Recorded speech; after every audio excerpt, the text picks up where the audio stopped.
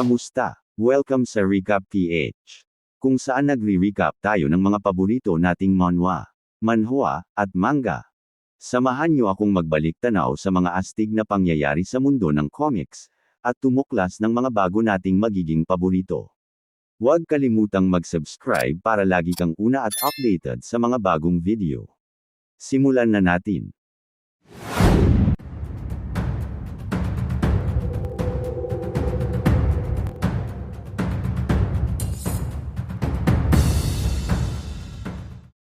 Sa isang malayong lugar, sa himpilan ng Ghastly Spirit Pavilion, ay nakatayo ang escort ni Lady Sok na si Hoeng, para ipagbigay alam sa mga kasamahan ng namatay na matandang shaman ang sinapit nito. Walang kahit isang tao ang tumanggap sa escort, at pagpasok pa lang ng babae ay iba't ibang uri na ng nakakatakot na eskulturang yari sa kahoy ang sumalubong sa kanya. Hindi man palagay ang escort dahil sa mga bagay na nakapaligid sa kanya, ay nagpatuloy pa rin ito sa pagpasok hanggang sa marating niya ang malaking estatwa sa gitna ng silid. Agad na kinumpirma ng escort ang nilalaman ng liham na ipinadala nila ilang araw na ang nakakalipas, na ang matandang shaman nga raw na si Miyusin ay namatay sa kamay ng ikatlong young master ng Wooden Sword Sect, na si Mok Byung-woon. Ilang sandali pa ay naglapag ng isang supot ang escort na naglalaman ng 300 na baryang pilak na kabayaran galing kay Lady Sok, at magbibigay pa sila ng karagdagang 400 baryang pilak pa, kung tatanggapin ng mga shaman ang kanilang hiling. Gusto ni Lady Sok na ipapatay si Mok Byung-woon, ang ikatlong young master ng Wooden Sword Sect, at inaasahan nilang papayag ang mga shaman sa kanilang pakiusap. Makalipas ang ilang minuto ng katahimikan sa loob ng templo, ay biglang namatay ang apoy sa gaserang nasa harapan ng escort, senyales na narinig at tinanggap ng mga shaman ang kanilang bagong kahilingan. Mabilis na nagpakita ng paggalang ang babaeng escort bago tuluyang umalis ng tahimik, at nagpasalamat sa loob-loob niya dahil sa wakas ay makakaalis na rin siya sa misteryosong templo ng mga shaman. Dagdag pa ng babae, sigurado raw siyang walang ibang tao ang nasa loob ng silid pero may naramdaman siyang mga mata na nagmamatsyag sa kanya, kaya't ganun na lang ang takot ng escort at sinabi sa sariling hindi na siya babalik sa lugar na ito kailanman. Ilang sandali pa ang lumipas, at ang bangkay ng matandang shaman na si Miyusin, ay naihatid na sa loob ng templo at nakapatong sa lamesa sa tapat ng malaking estatwa. Sa harapan ng bangkay ay bigla na lang nagpakita ang isa pang shaman, sabay sabing kagagawan nga raw ng isang masamang espiritu ang pagkamatay ni Miyusin. Mabilis din itong nasundan ng pagsang-ayon mula sa iba pang mga shaman, na bigla na lang naglabasan mula sa mga eskulturang yari sa kahoy. Habang nakapalibot ang mga shaman sa bangkay ni Miyusin ay pinag-uusapan nila kung ano mga posibleng nangyari, na nagresulta sa pagkamatay ng isa sa kanilang mga kasamahan. May isang nagsabi na maaaring nakuha ng masamang espiritu ang katawan ng binata, habang ang isa na may sinabing baka naging tagasunod ni Zeng ang masamang espiritu. Imposible nga raw na makontrol ang isang masamang espiritu at gawing tagasunod, kaya't hindi sila kumbinsido na nagawa ito ng binata. Pero mabilis na nagkaisa ang mga shaman na totoong mapanganib ang sitwasyon dahil sa paglabas ng isang mataas na uri ng masamang espiritu. Sa bandang huli, napagpasyahan ng mga shaman na isa sa kanilang kasamahan ang pupunta sa Wooden Sword Sect, para iligpit ang ikatlong young master sa ikatatahimik ng kaluluwa ni Miyusin. Maya-maya pa ay isang shaman ang sumagot, at mukhang ito ang magsasagawa ng bagong misyon na patayin si Zeng. Kinabukasan, nagrereklamo si Escort Chan matapos utusan ni Zeng na kumuha ng isang horno, nang magpapahinga na sana ito dahil sa ginawang pagpupuyat kagabi. Pagpasok sa silid ng escort ay agad niyang inumpisahang gumawa ng apoy sa horno, at tinanong sa binata kung bakit niya ito ipinakuha.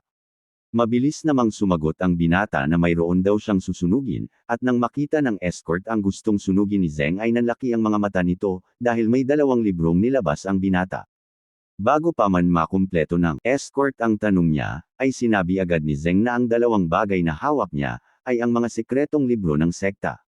Nabigla sa sinabi ng binata ang escort, pero mas lalo siyang nagulat nang sirain ni Zeng sa harapan niya ang mga libro, bago pa man niya matanong kung paano niya ito nakuha. Ilang sandali pa ay nagsisigaw na ang escort, habang isa-isang sinusunog ng binata ang mga pahina ng mahalagang sekretong libro ng pinuno sa kanyang harapan. Wala nang nagawa ang escort kundi pagmasdan ng binata habang nanghihinayang, at napasabi na lang sa sarili na wala na talaga sa tamang katinuan ang binata. Pero hindi nga raw kailangan ng binata na sunugin ang mga libro, kahit na wala siyang alam sa martial arts dahil marami naman ibang paggagamitan ang mga ito. Marami ang gustong makakuha ng libro kaya't maaari sana nila itong magamit para makalamang sa iba, pero mabilis namang sinagot ni Zeng ang escort na iyon nga mismo ang dahilan kung bakit niya sinunog ang libro, sabay hagi sa mukha ng escort sa natitirang isa.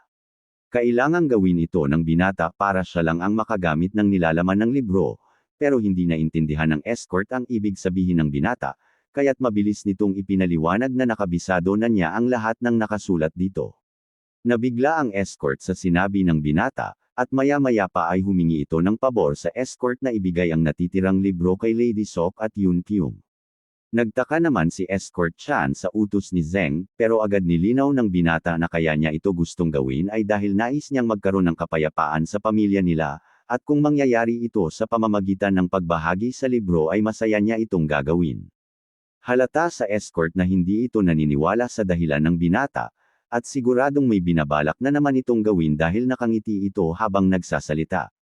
Sa kabilang dako naman, sa loob ng isang silid, ay abala si Escort Gam sa pagliligpit ng kanyang mga gamit pagkagising sa umaga. Isa-isang ibinahagi ng escort ang kanyang mga nakagawian, na nag-umpisa noong mga panahon na isa pa siyang assassin.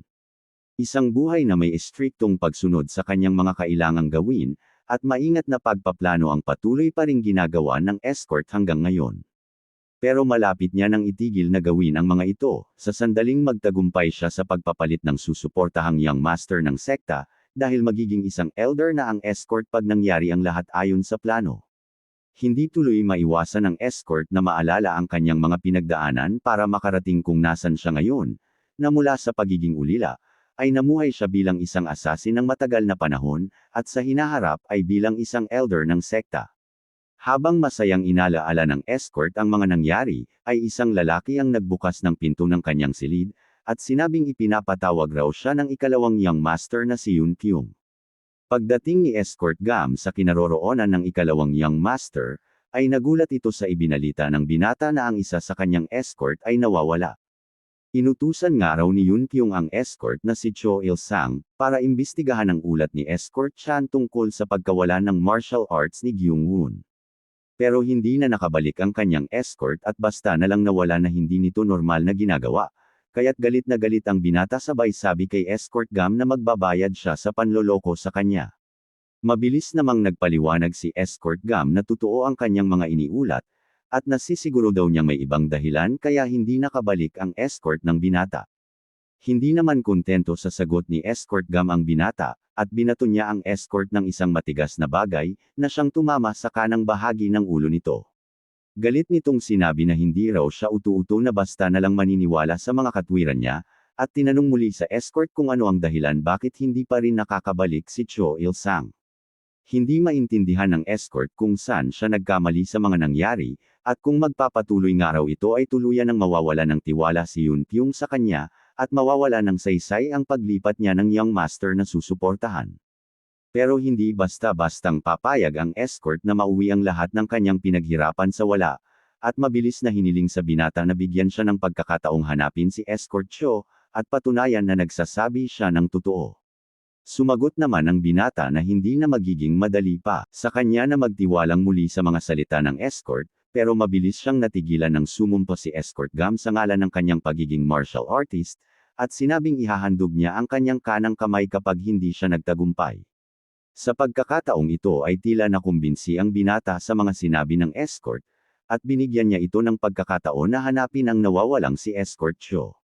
Binigyan niya ng 4 na oras ang escort para patunayang nagsasabi ito ng totoo, pero kapag nabigo siyang mahanap ang escort ay hindi lang ang kanyang kanang kamay ang kukunin ng binata, kung hindi pati ang kanyang buhay. Mabilis namang sumagot ang escort na naiintindihan niya ang kondisyon ng binata, at agad na nagpaalam bago tuluyang umalis.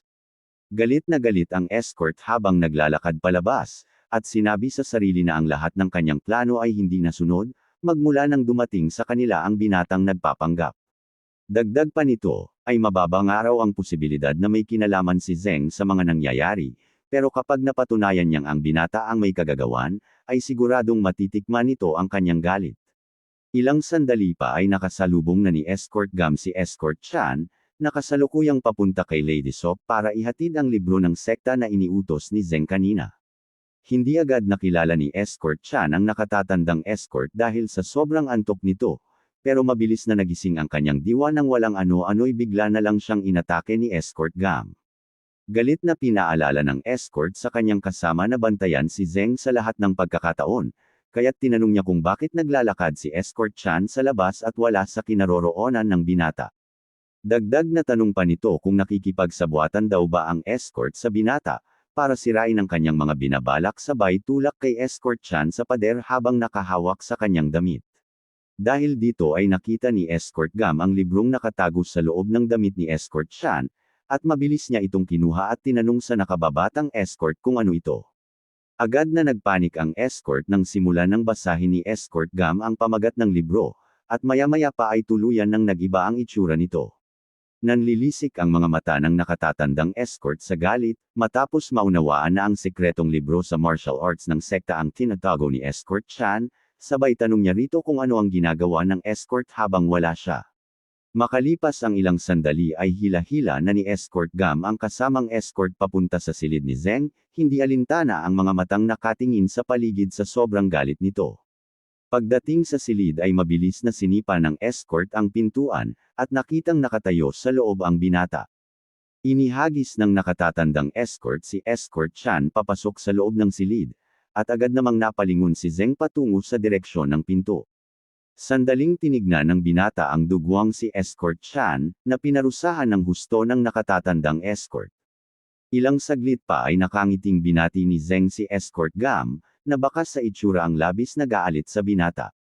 Maya-maya pa ay inutusan na ng escort ang binata na ipaliwanag ang mga nangyayari, sabay sabi sa sariling lalo siyang naiinis dahil sa pagmumukha ni Zeng. Nagmaang-maanggan pa ang binata na tinanong sa escort kung ano ang ibig sabihin nito, pero mabilis din sumagot ang escort na hindi raw ito ang tamang oras para makipaghulaan siya sa binata, at isinara ng escort ang pinto bago naglakad papalapit kay Zeng. Malakas nga raw ang pakiramdam ng escort na si Zeng ang may kagagawa ng pagkawala ni Escort Cho, at habang papalapit ito sa binata ay muli niyang sinabi ang babala niya dito. Nang makalapit na ng husto ang escort ay agad nitong inatake ang binata, at hinawakan sa kanyang leeg sabay tulak papunta sa nakasaradong bintana. Mukhang nakalimutan na raw ni Zeng ang kanyang sinabi kamakailan lang, na kung gagawa siya ng ikapapahamak ng escort ay agad niya itong papatayin. Pero hindi naman nagpakita ng takot ang ating bida, at sa halip ay itinuloy lang ang pagpapanggap na wala siyang ideya sa sinasabi ng escort, at sinabing hindi niya na raw naaalala ang mga sinabi nito. May pakiramdam ang escort na hindi nagsasabi ng totoo ang binata, kaya't muli niya itong pinaamin at sa pagkakataong ito, direkta niya nang tinanong si Zeng kung ano ang ginawa niya sa escort ng ikalawang young master. Wala pa ring balak umamin ang binata, matapos nitong tanungin ng lalaki kung sino ang tinutukoy niyang escort show. Pero mabilis ding sumagot ang escort at sinabing hindi na pwedeng magsinungaling sa kanya ang binata, at tinanong kung sinaktan niya ba ang escort ni Yun Pyong. Dito na nagbigay ng pahiwatig ang ating bida na may nalalaman nga ito sa dahilan kung bakit galit na galit ang escort, at sinabing imposible raw para sa kanya na saktan ng isang eksperto sa martial arts na gaya ni Escort Cho. Habang mahigpit pa ring nakahawak sa leeg ng binata ang escort, ay inamin nito sa kanyang sarili na may kabuluhan nga raw ang mga sinasabi ni Zeng, pero hindi niya pa rin maalis ang duda sa binata. Maya-maya pa ay muling nagsalita ang binata na ginamit ang parehong mga salitang sinabi ng escort sa ikalawang young master, nang iulat nitong nawala ang martial arts ni Gyung-won. Dito na napagtanto ng escort na ang binata nga ang dahilan kung bakit nawawala si Escort Cho, sabay hugot sa patalim na nasa kanyang likuran para saksakin ang binata. Nangatwiran naman ang ating bida na hindi nga raw ganito ang dapat na nagiging reaksyon ng escort, matapos niyang traidorin ang binata at lumipat sa ibang panig para abandonahin siya. Tila wala namang naririnig si Escort Gam sa sobrang galit niya, at itinuloy ang pagsaksak sa binatang nakangiti habang nangyayari ang lahat ng ito. Makalipas ang ilang minuto, ay ligtas na nakaupo ang ating bida na nakasandal sa pader ng silid, at nakahawak sa kanyang balikat na may sugat habang ang escort naman ay nakaluhod sa harapan niya. Maya-maya pa ay nagsimula ng ikwento ng escort ang hirap na kanyang dinanas, na nagsimula noong ipinanganak siya bilang isang ulila. Lumaki ang escort na isang assassin, at nang makatakas sa buhay na hindi niya gusto, ay ginamit nito ang lahat ng naipon niyang pera para makapasok sa Wooden Sword Sect. Sa 3 taong pamamalagi ng escort sa sekta ay tiniis nito ang lahat ng hirap, at ginawa ang lahat para magkaroon ng magandang buhay sa hinaharap, pero sinira ng binata ang lahat ng kanyang pinaghirapan. Hindi nga lang daw nito pinatay ang tunay na Mok Byung-hun, ginawa niya rin ito sa pinaka-importanteng escort ng ikalawang young master na si Yoon Kyung. Kaya't kailangan nga daw na patayin ng escort ang binata kasunod ng mga ginawa nito, dahil hindi na rin naman daw siya pwedeng manatili pa sa lugar na ito. Lilisanin na lang ng escort ang sekta pagkatapos niyang patayin ang binata dahil wala na raw ibang paraan, pero sandali siyang natigilan ng maalala ang librong nakuha mula kay Escort Chan. Mabilis na gumapang papalapit sa binata ang escort sabay sabing wala na raw silang magagawa sa nangyari kay Cho Il-sang, pero nasa kanila ang mga libro na maaaring magamit para ibigay sa ikalawang young master. Hindi raw alam ng escort kung paanong napasa kamay ng binata ang mga sekretong libro, pero kailangan niya itong makuha mula sa binata upang gamiting pamalit sa kanyang buhay, at tinanong ng escort si Zeng kung nasaan na ang iba pang libro. Mabilis namang sumagot si Zeng na hindi niya raw alam kung nasan ang iba pang libro, na hindi naman nagustuhan ng escort, at sinabi na mukhang hindi pa naiintindihan ng binata ang kanyang sitwasyon. Habang hawak ang buhok ng binata at nakatutok ang patalim nito sa kanyang mukha, ay muling sinabi ni Escort Gam na madali lang para sa kanyang patayin si Zeng, at umalis sa lugar na ito pero maaari pang magbago ang kanyang isip kung kusang ibibigay ng binata ang iba pang libro. Mas makabubuti nga raw para kay Zeng na ilabas na lang ang iba pang libro habang hindi pa siya nauubusan ng pasensya, dahil kung magpapatuloy pa ang binata sa pagmamaang-maangan ay sisiguruhin niya raw na mamamatay si Zeng pagkatapos niyang pahirapan ito ng husto. Dahil sa mga sinabi ng escort ay wala nang nagawa ang binata kundi sabihing ibibigay niya na ang gusto nito, sabay sabi ni Escort Gam na ginawa na dapat yon ng binata kanina pa. Kahit nga raw anong pagpapanggap ni Zeng ay baliwala kapag buhay niya na ang nakataya, at iniunat ng escort ang kanyang kaliwang kamay para tanggapin sa binata ang libro. Nagtaka naman ang escort na may halong pagkainis dahil sa halip na libro ang ibigay ng binata ay kamay nito ang ipinatong sa palad niya, at tinanong ng escort kung ano ang ginagawa ng binata. Sumagot naman agad ang binata na ibinibigay na nito ang sekretong libro sa escort sa pamamagitan niya, dahil nasa ulo daw ni Zeng ang lahat ng nilalaman ng libro, na siya namang ikinabigla ng escort. Maya-maya pa ay nagpasalamat ang binata kay Escort Gam, kasabay ng mahigpit na paghawak ng binata sa kamay nito, at sinimulang gawin ni Zeng ang ritual ng pagbibigkis. Agad naramdaman ng escort na unti-unting kinukuha ng binata ang kanyang ki, at sinubukan pang bumitaw sa pagkakahawak nito pero hindi siya makawala. Masaya namang sinabi ng ating bida na hindi raw siya sigurado kung saan at kanino niya dapat gamitin ang ritual, kaya't malaki ang pasasalamat ng binata sa escort dahil kusang loob daw itong pumayag na maging parte ng kanyang pagsasanay. Nagsisigaw ang escort habang patuloy pa rin sa pagkuha ng kanyang ki ang binata, at makailang beses na sinaksak si Zeng para bumitaw ito sa pagkakahawak sa kanya. Ilang sandali pa ay tuluyan nang nakawala ang escort, at mabilis nitong sinipa palayo ang binata upang magkaroon ng distansya sa pagitan nilang dalawa. Hindi makapaniwala ang escort na may kakayahan ng binatang makuha ang ki ng iba sa pamamagitan lang ng direktang paghawak sa parte ng katawan nito, at nakangiting sinabi ni Zeng na iba raw talaga ang mga eksperto sa martial arts. Hindi raw talaga sapat ang kanyang ginawa para matalo si Escort Gam, at mukhang wala na daw siyang ibang pagpipilian pa kundi gumamit ng ibang paraan para mapatay ito. Hindi naman nagustuhan ng escort ang sinabi ng binata, at galit na sumagot na, nagkakamali daw si Zeng kung iniisip nitong mananalo siya sa escort dahil lang may alam siyang simpleng mahika. Maya-maya pa ay mabilis na sumugod papalapit sa binata ang escort hawak ang kanyang patalim, at habang inuundayan ng saksak si Zeng ay sinabing dito na mamamatay ang binata. Pero bago pa man makalapit ng husto ang patalim ng escort sa binata, ay mabilis na tinawag ni Zeng ang kanyang masamang espiritong taga-sunod, at agad nitong sinalag ang atake ng escort at hinawakan ang kamay niya. Muli na namang nagulat ang escort dahil hindi niya alam kung paano nasalag ng binata ang kanyang atake, kasabay ng pagsalo ng binata sa kanyang patalim na nahulog mula sa kanyang kamay na nakatigil sa ere. Tinanong ng escort kung anong klase ng mahika naman daw ang ginamit ng binata sa pagkakataong ito, at agad na sumagot ang binata na ipapakita niya ito sa escort, bilang konsiderasyon sa kanilang pinagsamahan. Nanlaki ang mga mata ni escort Gam nang lumitaw sa kanyang harapan ang demonyong monghe, na siyang sumalag ng kanyang pag-atake, at ang dahilan kung bakit hindi niya maigalaw ang kanyang kanang kamay mula pa kanina. Ilang sandali pa ay hinila na ng demonyong monghe ang kamay ng escort papalapit sa binata, sabay sabi ni Zeng na ibabalik niya na rito ang kinuhang key at patalim galing sa escort. Nang muling makalapit si Zeng sa escort ay siya naman ang mabilis na sumaksak dito, at bumaon sa kanang dibdib ni escort Gam ang patalim na hawak niya kanina. At dito muna natin panandali ang tatapusin ang ating video.